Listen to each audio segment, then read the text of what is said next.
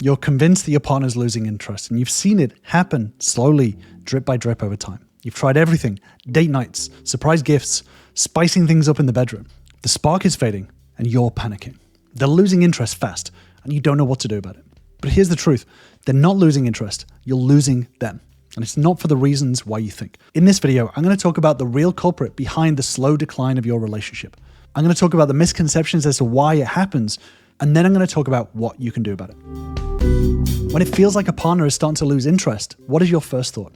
Most people jump to surface level fixes.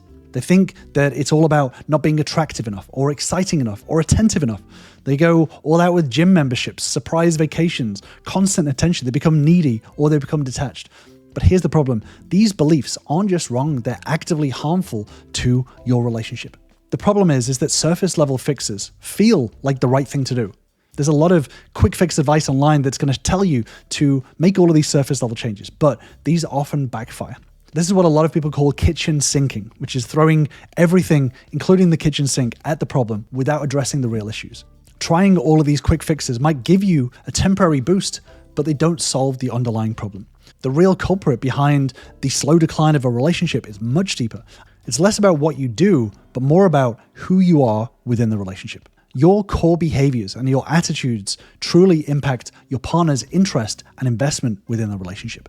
And these misconceptions about losing interest cause huge damage. They create this cycle of anxiety and overcompensation that erodes trust and intimacy within the relationship. You become so focused on fixing external factors that you miss the internal issues that are actually driving your partner away. So if your partner is not losing interest, what is really happening? Well, there's usually a hidden force that sucks the life out of your relationship. A lot of people fall into this role of becoming an emotional vampire. So for those who don't know, emotional vampirism is a concept in relationship psychology. This is about behaviors that slowly drain the emotional energy from your partner. And the scary part is that most people have no idea that they're doing it. And this is a massive issue. If you are unwittingly becoming an emotional vampire within the relationship, this destroys the relationship from within. It creates a toxic dynamic where one person constantly needs attention and validation, while the other person feels exhausted and unfulfilled. And this leads to resentment, distance, and a slow decline in the relationship. And just before I move on to the next point, if you do want more videos like this on building and growing healthy relationships, then feel free to subscribe to my channel for new videos every single week. So you might be thinking right now, I'm not an emotional vampire. Maybe my partner is an emotional vampire. So let's answer the question, how do you know if you're an emotional vampire? Well, there are some main signs to look out for. One is you create crises to get attention. 2, you need constant reassurance and validation.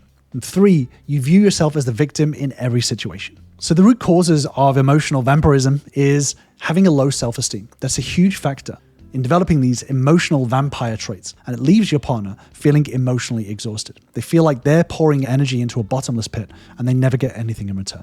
Recognizing these insidious behaviors is really crucial to changing them. These 3 toxic traits often hide in plain sight. Sometimes they can masquerade as care and affection, but they're anything but loving. First up is the crisis creator, constantly creating crises. So if you do this, this is always having a problem that needs immediate attention. This is about control and not care. So as an example, one of my members, before they came to me, Sarah, constantly called her boyfriend with emergencies. These stemmed from a deep-seated fear of abandonment. This kind of behavior constantly leaves partners feeling drained and resentful. Next is the validation vampire. So this is someone who needs constant reassurance and praise due to their own insecurities.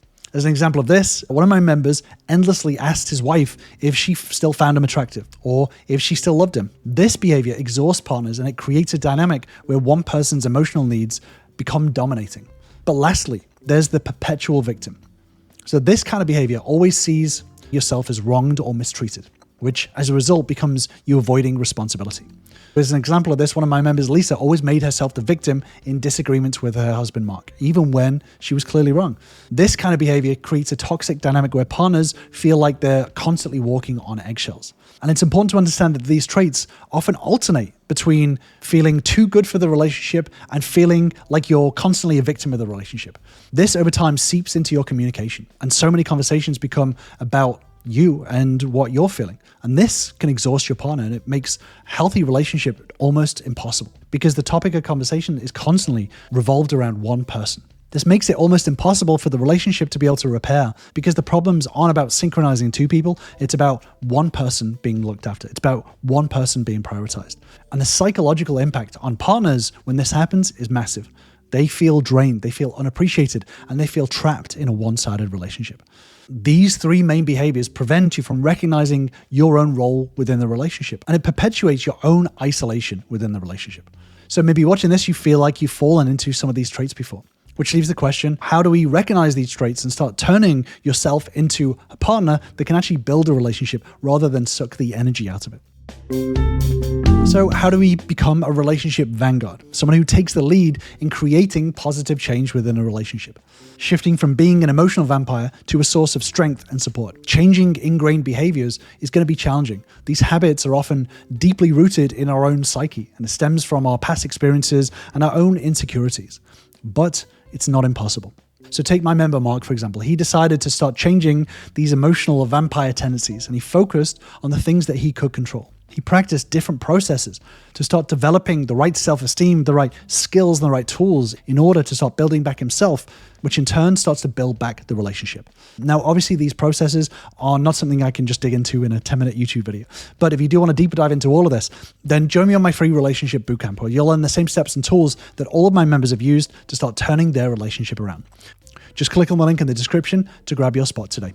The first is focusing on what you can control. The second is practicing daily processes in order to build your skills, build your self-esteem, and build back your relationship. And the third is finding your own blind spots. As you dig into these become a positive feedback loop. This helps you to break out of this emotional vampirism, and it starts to shift your mindset from one of a victim mentality to one of empowerment, actual growth. So in order to get out of this emotional vampirism habit, it's really crucial to have these daily processes. And here's 4 that I really want you to start with. And these can be done 10, 15 minutes every single day. But the more that you do them, the more that you practice them, the less you'll be reliant on other people, the less you'll take from other people emotionally, and especially when it comes to your partner, which in turn will draw them closer to you because they're not having to create the distance from you. So the first is to give yourself emotional check-ins. This is 5-10 minutes, multiple times a day, checking in with how you're feeling, checking in with the thoughts that got you there and the beliefs that developed those thoughts. Deconstructing these moments of emotion within your day will help you to develop this habit of building this self-awareness. The more self-awareness you build, the less you'll have to rely on other people, especially your partner, to point out what you're going through. You know, if you're feeling angry and you don't even realize it, then this is where your partner has to step in to try to develop this, to point out that you are angry, that you're feeling angry, and that your angry emotions are having an impact on your actions.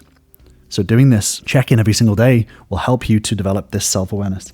Next, it's important to develop a mindfulness practice. So taking 10-15 minutes to practice mindfulness. Now, there's a lot of different ways of doing it out there, so I'll leave you to research that for the moment, but getting into this habit of observing your feelings, observing your thoughts, the feelings, the emotions that you're feeling, sounds very woo-woo, but actually it is based in neuroscience. Practicing mindfulness strengthens the prefrontal cortex in your brain. This is the part of the brain that's responsible for managing emotions. The more that you strengthen this, the more you will get into a better habit of managing your emotions.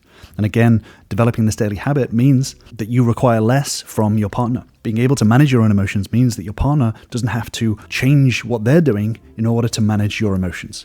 You know, ultimately your emotions are your responsibility, not your partner's. So it means that they don't have to use their finite amount of energy to manage somebody else's emotions. And it means that you become less reliant on your partner for managing them, which again will build the attraction back with your partner.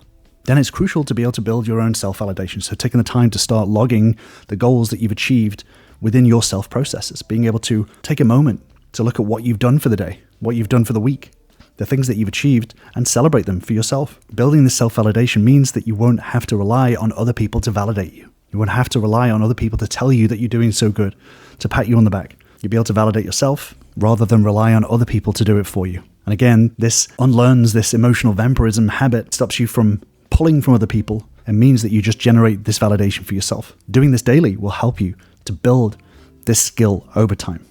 And finally, it's really crucial to practice empathy. Taking the time to develop the skill to understand, actively listen, and place yourself in your partner's shoes. Starting conversations, talking about their feelings, talking about what they're going through. being able to give back and be able to give them some of your energy because you're able to generate all of this self-esteem yourself. What this means is that you're not taking from somebody else, you're actually giving back to the relationship. You're taking time to give some of your energy to your partner, which again interrupts this emotional vampirism cycle that you can get yourself in. The more that you do these processes every single day, the more that you will build this skill. And especially if you're using the next step, which is finding your own blind spots and taking a look at where you could be weak and where you still need to improve, will mean that you'll always be growing, you'll always be developing your processes and getting better over time.